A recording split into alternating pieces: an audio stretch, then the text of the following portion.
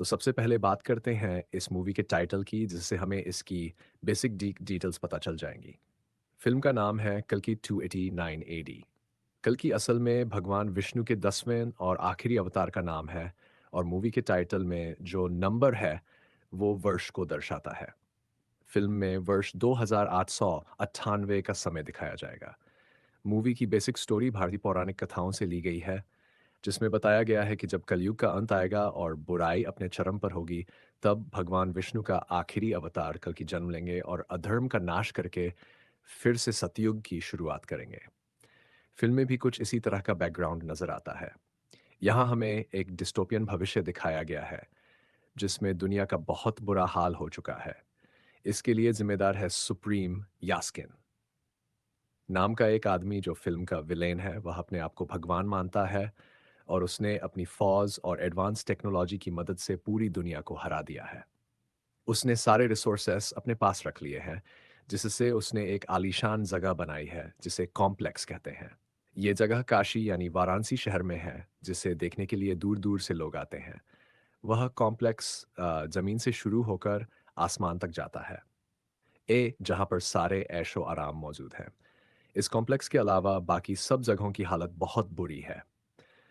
हर कोई उस कॉम्प्लेक्स में जाना चाहता है, पर वहाँ जाने के लिए बहुत सारे पैसों की ज़रूरत है, जिसे यूनिट्स कहते हैं। उस कॉम्प्लेक्स में एंटर होने की फीस है 1 मिलियन यानी 10 लाख यूनिट्स। फिल्म में दिखाया गया है कि सुप्रीम यास्किन और उसके लोग इतने पावरफुल होने के बावजूद एक मामूली लड़की से डर रहे हैं और उसे मारना चाहते हैं। इसका कारण फिल्म में ही पता चलता है। वह लड़की, जो शायद पहले उस कॉम्प्लेक्स में ही काम करती थी, फिलहाल प्रेग्नेंट है, और उसके पेट में कोई मामूली बच्चा नहीं, बल्कि भगवान का अवतार है। भारतीय शास्त्रों के अनुसार कल्कि को जन्म देने वाली इस लड़की का नाम सुमति होगा। कॉम्प्लेक्स वालों ने उस लड़की को पकड़ने के लिए उसके ऊपर इनाम की एक एड जारी की है, जिसमें उसके नाम की शुरुआत सम दिखती है, यानी सुमति। सुमति के गर्भ में कौन है, ये बात किसी तरह से उन कॉम्प्लेक्स वालों को पता चल गई है, जिसकी वजह से उन्हें डर लग रहा है कि अगर उस बच्चे ने जन्म ले लिया तो वह उनके साम्राज्य का अंत कर देगा। इसलिए वे कल्कि के पैदा होने से पहले ही सुमति को मार देना चाहते हैं, ताकि मां के साथ बच्चा भी खत्म हो जाए। लेकिन इस लड़की को मारना इतना आसान नहीं है, क्योंकि भगवान ने अपने अवतार की रक्षा के लिए एक बड़े योद्धा को भेज दिया है, जो है अश्वत्थामा। अश्वत्थामा का रोल अमिताभ बच्चन निभा रहे हैं। अश्वत्थामा असल में महाभारत के गुरु द्रोण का बेटा है, जिसने युद्ध में कौरवों का साथ दिया था। उसने युद्ध के अंत में पांडवों के बच्चों को मार दिया था, और अर्जुन के पोते पर ब्रह्मास्त्र से हमला किया था, जिसकी वजह से भगवान कृष्ण ने उसे श्राप दिया था कि वह कभी मरेगा नहीं और समय के अंत तक तड़पता हुआ घूमेगा। अश्वत्थामा के माथे पर एक खास मणि थी, जिससे उसे सेहत और शक्ति मिलती थी। लेकिन भगवान कृष्ण ने उससे वह मणि छीन ली थी, जिससे उसके माथे और शरीर पर घाव बन गए थे।